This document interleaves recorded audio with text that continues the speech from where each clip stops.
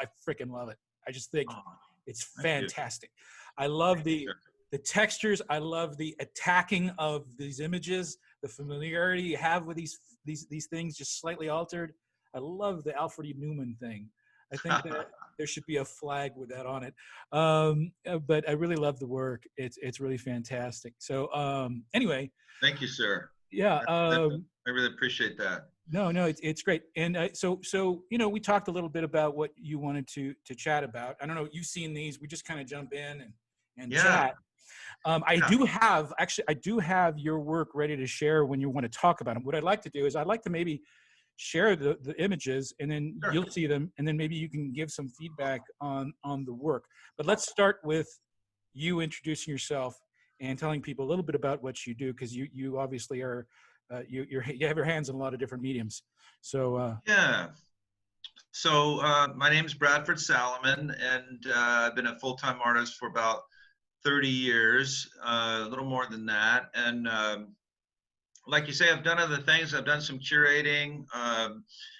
I've done some teaching, but I consider myself a full-time artist. And I remember when I was in school, they said, if you're going to be a full-time artist, you kind of go in the studio at a certain time every day and paint or sculpt or whatever you do till a certain time. And I thought that's what you do. I find that not every artist gets to do that. It's been a real privilege and an honor to be able to do that for 30 some years. And so I always am grateful, and I cherish that time in the studio. But I do get out to, like I say, to curate some shows. I've had a museum curation sort of in the works, and among some other things that got derailed, that was one of them for now. But I paint, I sculpt, I work in various dry mediums, charcoal. Primarily, I think I paint more than anything else. And even within painting, my subject matter varies quite considerably, from portraits to objects to abstraction to city scenes, and food is another subject that I really love to paint. Yeah, I noticed that on some of it.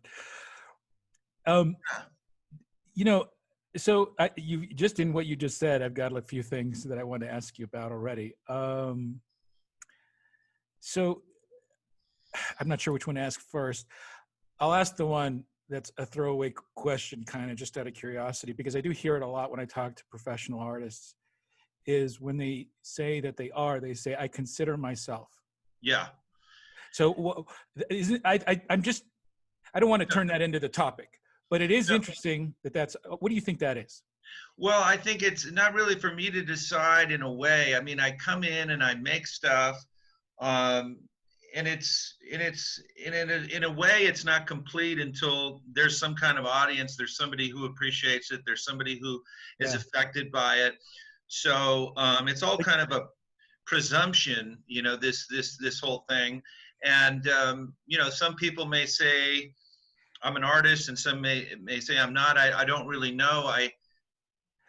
Is it possible that just because of the way society looks at art and artists, I think that artists are put on a pedestal in some ways by people in some way. And when you consider yourself someone who's trying to do what an artist does, you don't want to be too presumptuous. There's this humility sometimes, I think, that is thrown out there because you want to have your work seen at that level, but you don't want to presume and put that ahead of the work. You want the work to speak for itself. Is that what it is? Well, I think that's very true. I think when my early years, I did a lot of illustration, and I did a lot of posters, and it was a very commercial sort of endeavor. And I would be hired for certain jobs to make and draw certain posters and things. And then I became an official artist for the Grammy Awards, and I did that for a while. And then that's sort of where I realized that I wasn't really the artist I wanted to be, and I was a long way from the artist that I wanted to be. and then I would have to sort of reset and start over. I went through a divorce. You know, I lost my house, my cars. I lost pretty much everything, and I was living essentially illegally in my studio 25 years ago. And after having this business, and that was the problem, is it was sort of a business. I was proud to have done that work. I'm still proud of that work, but I wasn't an artist in the way that I wanted to be. So when you talk about thinking about the person who's going to buy it or enjoy it, or somebody's going to go to a museum and look at the work, that has been less and less of a concern as time has gone on. But I still think of myself as an artist that the work's not really complete until there is an audience. And if they're just bored, you know, I've kind of become immune to whether they like it or don't, and not completely, but more immune to that. But I am disappointed if there's no reaction. You know, if it's just boredom, or there's no interest in it, that's certainly not good. But I try to insulate myself more these days, maybe to a fault. And I'm not at the galleries. I have representation, thankfully. I have people who are handling my work, so I don't have to face that kind of face-to-face scrutiny like I used to quite often. So maybe I'm just a chicken. I'm hiding. You know, I don't know. There's a tad bit of suffering in there, which is good. Yeah, well, I think there's always that. Yeah, there's some of that. If you're not suffering, you're not working, as they say. So I do think you know, I haven't delved incredibly deep into your work, but I don't need to. You know, I don't think it's necessary. I definitely will, because I like it. But just from what I saw in it, I have a few questions, and I'm going to show some here shortly. And I'd love you to kind of talk about the pieces when we go through them. But my initial gut reaction, if you don't mind me telling you, please, looking at those pieces that you just sent over for me to share here, is that I'm not going. See, this is where it's dangerous, because I'm going to tell you my opinion, and if I'm off the mark. Oh, there's no real. Maybe it sounds strange to some people, but I'm not sure there's a wrong reaction other than not caring. Well, I appreciate that. Thanks for that. I'll go ahead and go forward then. But is that they're familiar things. Yeah. So, some of them are pop culture things, but the imagery is familiar. You can relate to the imagery. Right. There's this dreamy quality to it. There's this, like, I think I said this before when we were on the phone. There's this rawness in the strokes, and this, and I don't know how fast you are, or if those are deliberate, or if you're just going. There's a lot of detail. It reminds me of a Tom Waits song. Cool. Because the pieces are reminding me of Tom Waits' song, because Tom Waits loves telling, you know, and I said this actually in my last interview, and it's kind of true with your work now I look about it, is he likes telling, you know, playing beautiful melodies, telling terrible stories, right? With beautiful melodies. And I think there's this contradictory feel to this thing. There's these vibrant, beautiful colors, rich colors, things that you know, you can almost feel the pieces that are in the work, and the texture. Yeah. But there's something also dreamy in it, you know, that I think that is kind of nice. It's almost like a memory of a thing. Which is really, I just think is really kind of neat looking, and I paint too. Behind my green screen, I actually got a big painting here of that I've done, and I haven't painted in ages. But when I do, nobody can bother me. I'm in the zone, and I just need to be there. And I've said this before, but I'm not a religious guy. But boy, when I'm painting, it's when you feel most like you're in a church, you know, when you're, it's a therapy for me. I mean, I wouldn't be able to function.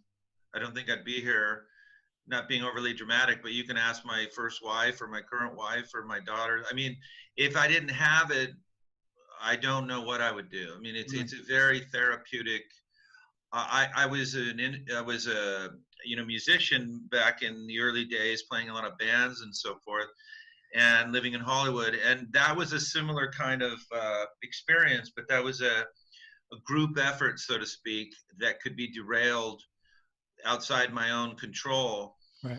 And even though what I do now can be derailed outside of my own control, it's much easier for me to get into that place that's so good for my head. Even if the painting turns out bad or whatever I'm doing, it's like you said, you enter a space that's very much like meditation, and Mhm. I almost have to do it every day just for that reason. Yeah. I And um I want to show your art here in a minute, but because it's kind of funny because it is contradictory. You know, this whole chat and what I've been working on the last decade is trying to, reintroduce people to their creativity, and to yeah, trying to encourage them. fantastic what you're doing. Yeah, and try to challenge people who normally wouldn't do it. And I think a lot of times, in galleries, you get inspired. There's people who've never painted before, but they can go into a gallery and they can actually smell the oil off of the painting, and they have this feeling that causes them to want to do something. And you must have had that feeling in the 80s or whenever it was, or maybe you got it from music, maybe you got it from a class, maybe, I don't know where you got it from. And I know that there's some young people who watch these things, and they might be young artists, and if they can relate to maybe your experience, because you aren't afraid or coward or whatever you were saying before, because you can't be if you're an artist. You know what a freaking risk it is to be an artist. I mean, you really got to challenge yourself. It takes a lot of courage to just do this. So anyways, And you never get used to that. I mean, I don't. I mean, I put the work out there, and there's always trepidation and is it ready? Diebenkorn said that I never finish a painting; they just come and take them from me. And I always look at paintings like this could be better. I almost always look at my work and think what I could have done better. And so I know when I put it out there that I do my best, but there's that never really ends even after all these years. But when I was married the first time, we went to Europe quite a few times, and I was just I had that epiphany, looking at a Velasquez, looking at Manet, and realized that that's what I really wanted to do. Was I wanted to be a painter, but I didn't know that till I was about 30. And then I met Mr. Dowling and a few other people that were very important to me to mentor me. And so for young people to find the right mentors, boy, if you find the wrong one, it can really be devastating. Find the wrong person that you believe in. Tom's so great because he would always encourage your best inclinations and propensities and idiosyncrasies instead of trying to mold you into what he did. You sound like him right now, the way you're saying. Yeah, well, yeah. I took enough of his classes. Yeah. But I think that's a great teacher that sees a certain artist's inclinations and pushes and shows work that might be similar. And so that was a big deal for me. And a lot of the students from his classes, I'm still in touch with and still work with. And so, and I've known a few other wonderful mentors through my life. And my dad was a painter when I was growing up. My big brother was my first mentor, really, because we'd go to the kitchen table and he'd be drawing these amazing drawings of the beach and people and surf. And I'd be like, oh, he was so much more talented than me. And I just didn't have that kind of natural gift. I realized later that I did have some talent, but it was more for the passion of doing it. I really didn't have the facility right away at all. That was all learned. I know people talk about my facility and my ability to draw and paint, from life and all that. And I'm very proud of that skill. Oh, an Amber Alert. That's good timing. Gosh, I feel for so many people. It's horrible what people are going through right now. It's hard to, I'll just turn this off. Yeah. Oh, LA County. Sorry. No, it's okay. It's all right. So I want to just, if you're a young artist and you just heard him say that, tell you what, rewind and listen to that entire thing again, because there were some jewels in there that are totally relatable and valuable. And I think that you tapped into a lot of important things, because things that are discouraging to people in general is that when you try something and it doesn't turn out the way you want it to be, you think you failed. And so a lot of times you think, I'm not supposed to do this. Or you see someone else who's better than you at something, and you think that you're supposed to emulate that thing. Right. But you said the inspiration, you had the drive and the inspiration, which actually is everything. That's the gift. Yeah, that's the gift. That's it. That's all you need. Yeah. Is the heart and the want and the will, and also the fearlessness of understanding that you're not supposed to be satisfied. You're not supposed to be content. You're supposed to work. I wrote a blog called Shut Up and Work one time, and I remember I got actually interviewed on the radio because the guy who read it was a business owner, and he thought it was funny because he thought I was talking about, stop complaining and get back to work. Right. But what I was talking about is a filmmaker friend of mine who was working on this screenplay forever, for like over a decade. And that's all he talked about. And he's working on this. And then on the side, he did his things that he had to do to make ends meet, his little films for commercials. Right. But this was everything to him, this film. And he could try to sell it and sell it everywhere, and he couldn't get it sold. And I just told him, I said, man, I'm so tired of hearing about this fucking film. Why don't you work on something new?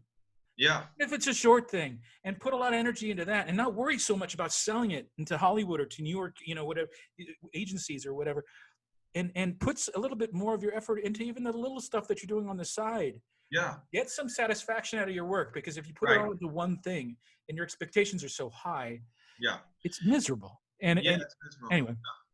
I think that one thing that's been a bonus for me, it was just luck, is that because I didn't have that innate talent early on, every time I did something that was even halfway good or decent, I was surprised myself. And then I thought, well, if I can do that, maybe I can do this.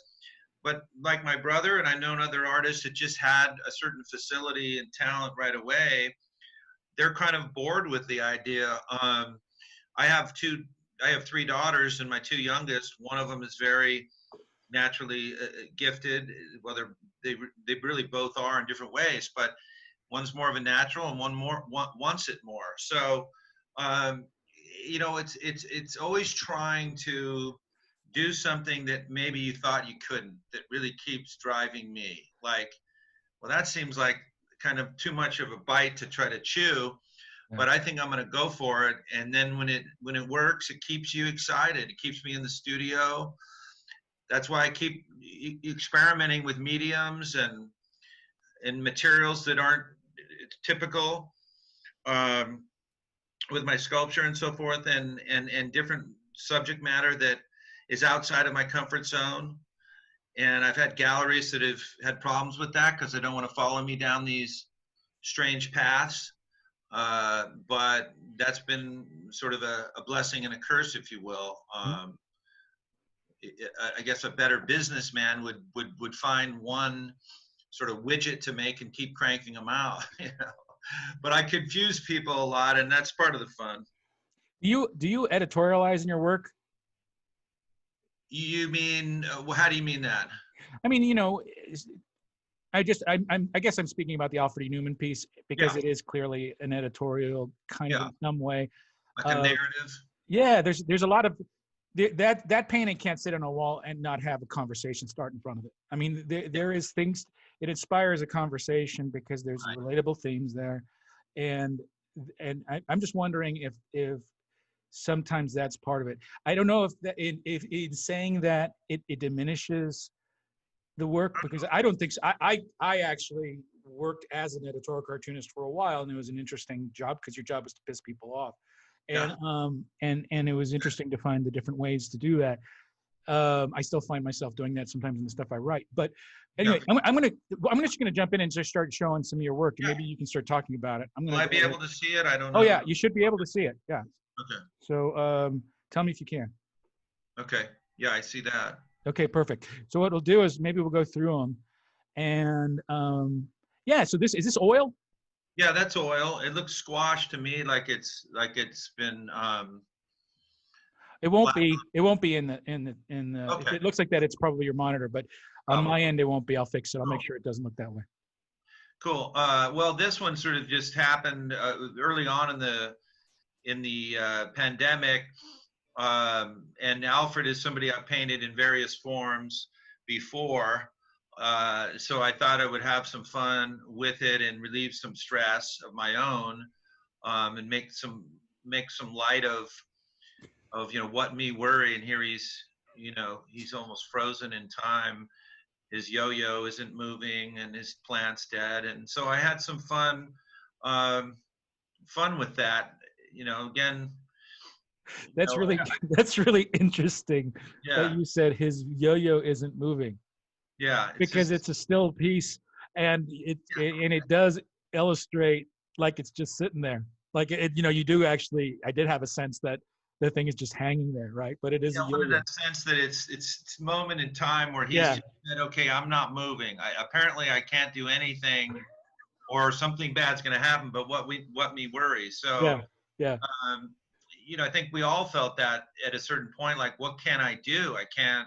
There's nothing you can do. The house. I don't know if I can shop. I don't know if I can work. I don't know if, and I think we all have to be socially conscious, and we all have to react to our environment. I try to be more intuitive, and so this is a little bit different in the sense that there's a narrative, not a linear narrative perhaps, but there's a narrative. Usually there's more ambiguity to my work, and I sort of let the subject be the narrative, or the paint journey that I went on when I painted it be the narrative. Like the next one, I think I see that you've got purrs coming up. This one's got a little more ambiguity to it. This is a married couple, Dave Naz and Ori.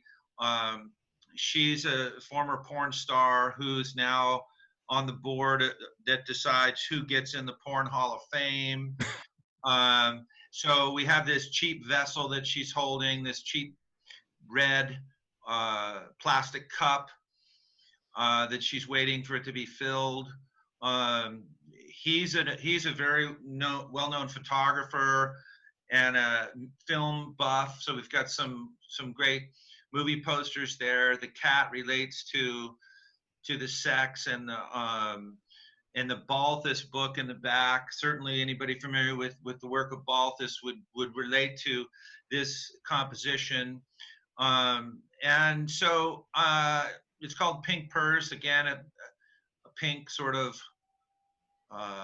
vessel that holds things. And so, when I get literal and I describe the paintings, it almost feels diminishing on some level, though I can't help it. But I almost want really the viewer to interpret it however whatever they bring to the table, so to speak. Well, I think that's actually important, because one of the things I also wanted to do here is teach people how to observe artwork.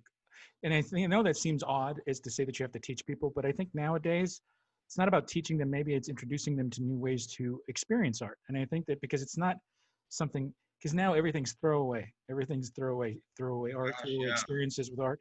And I think that one of the ways that I like to experience art in a gallery is, I'll see the art, I'll appreciate it, but then I start to wonder what the processes were the artists went through, what it felt like standing in front of this, what made them decide to do these things, not knowing anything because the artist isn't there.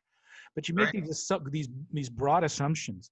And when you make these assumptions, it really doesn't matter whether it's true or not. No. It takes you on a little bit of a path. And then when you see the next piece by the same artist, you use that as a narrative for the next piece. And it makes it interesting. You start kind of creating this. I think the artist behind the painting is actually more interesting than the painting half the time. But that's just because it's interesting to me to look at it this way. Yeah. Because I do see art in all aspects of the art process. Not everybody is, and you are, which is why you're so multi-talented.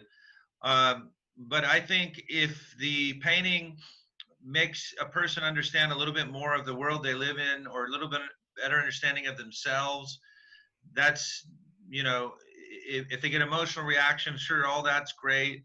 But I'm trying to paint to better understand my world that I live in, that I find to be very abstract and very bizarre and very elusive. And and strange. It feels more like a dream every day, you know, Yeah. or a nightmare sometimes, but it doesn't feel plastic or real. It doesn't feel tangible sometimes. It feels less tangible every day, not to get all, but truly, I mean, You're talking to the wrong guy. I love metaphor and all that stuff. yeah, I think it helps you understand things, you know? and I think the more I get into that place, the better I am with my work, but Yeah. sometimes it causes problems in the real world when you're dealing with museum curators or gallerists or collectors. Sometimes this head in the clouds, so to speak, or in a sort of a delirium of state of mind is wonderful for making work, but it doesn't always relate so well to the real world. So, you know, I've had my struggles with the real world, like we all have, you know. So. Well, yeah, and it just means that you're paying attention. Yeah. I think that's a big part, and I think a lot of Yeah. people aren't paying attention right now. To be Right. honest, I've had so many talks about stuff that's been going on now. I have some. We're going to be doing some of these talks on that particular topic in the next few. I've got some interviews lined up on purpose for that I pushed to the front because I want to get them out early. But yeah, I think that sometimes and I literally just came up with this kind of thought just from listening to you talk and just there's something familiar about your work, you know. It makes me actually want to paint. I mean, I haven't painted in years, but your work's making me want to get back into it and try to do it again. And it kind of makes me think, and I know this might be odd, it's kind of like taking a piggy bank full of coins and turning it upside down and shaking it. Yeah. And then you make it, and then the coin that falls out of the little slot, that's what art is. It's like, you know, it's like the act of shaking up this stuff and you force out. So after it comes out, it's done. You just you just put it out there, but there's still a bunch of coins in there, and you're still shaking, and you spend your whole life just shaking that piggy bank to get it out of that slot, and you never know when it's going to come out, you know. And when it does, it's a surprise. Yeah, but that's what brings you back. If you knew where it was going, you wouldn't bother. At least I wouldn't, you know. So let's go to this. This is lovely. That one's. Sorry, go ahead. No, this is. I love the richness in this one, and Thanks. there is clearly stuff going on here. Yeah. This is 20 years ago or so, maybe not quite that long, but these are my good friends, David Michael Lee and Julie Lee. Julie is the head of the Catalina Island Museum, and Dave and I have been good friends for a long time, and we both were students of Tom's. David runs the Coastline College Gallery in Newport Beach. He's an amazing artist himself. But so she's pregnant, and you know, when a woman goes into a room as one person and comes out as two, I think that's pretty like amazing. It's like Superwoman or something. So she's kind of got a bit of that going on. There's the empty chairs suggesting the human that's about to enter the world. There's these vessels again. I'm big on vessels. My Morandi homage in the back there with the glasses that are, you know, again, vessels. He's reading a Morandi book. This is their Santa Ana home, where we had many gatherings and wonderful times. And they now live on Catalina Island. But and I did a painting of them more recently. That's an update with both of their kids. And so this is something I often do is I'll paint them one time and then I'll paint them again and again, like the Claire series that you're familiar with. So this is another series. I'll probably paint them again, you know, God willing, so to speak. I'll paint them more than one more time. I like the series idea of continuing to see how they change and then in turn how I'm seeing the world differently. Mm-hmm. I've been delving into doing a series over the years with my wife's photographs. My wife loves to take photographs, and I'll paint one of her photographs. And it's a personal thing. It's not meant to, you know, it's just a thing that I just like doing because I love her photography. And then I do my own rendition of her. It's like an homage to her work. But I love the vessels in the background, and I'm a whiskey guy, and and that's like the perfect hue of Yeah. You know, Yeah. I want to go over there and grab one of those. I Yeah. love that. It's a really beautiful. This is really beautiful work. I really like that. The Thank you, floor sir. and the texture of it. I just everything about it. I love it. I love that it's your friends too. That's pretty fantastic. Yeah, I usually paint people I know. That's pretty much all I do. My portraits are always people who are close to me because back in the day in my 20s when I was doing all the rock and roll, I was painting a lot of dead people and you know, I didn't know Jimi Hendrix, but the Hendrix Foundation wanted me to do a Hendrix. Well, I'm a big fan of Hendrix, but I never met him. So I got to a point where I said, I'm only going to paint people I know. That's why I don't really take commissions of portraits. Um, I do commissions of my object paintings, but commissions of portraits I don't take because it has to come from me. It has to come from my relationship with people. Sure. And if that's not in there, I'm wasting their time anyway because it's not going to happen. It's got to it has to do with my relationships with people. I'm a people person.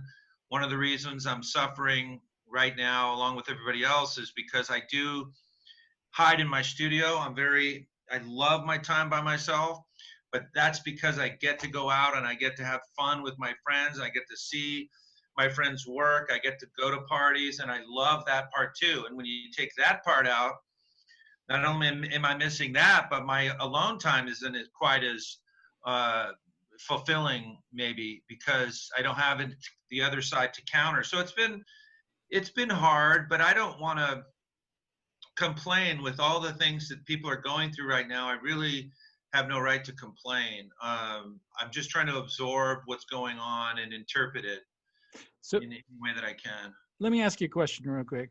Do you have a little bit of time? Are you okay? Yeah. Okay. So I'm going to wrap up this particular one, but we're going to keep going, and I'm going to do a two-parter of this interview because there's a lot more I want to delve into with you. And it's already 42 minutes, and it's kind of hitting my maximum I usually do for one video. You know, it's only so much people can consume at a time. And I know I'm going kind of long. I like long formats, so screw them. I don't care if they don't like it. But so I'm going to go ahead and we're going to start this. We're going to start this again. It's going to be a part 2. Okay. So we'll see. You know, so I want people to click the link for the second one.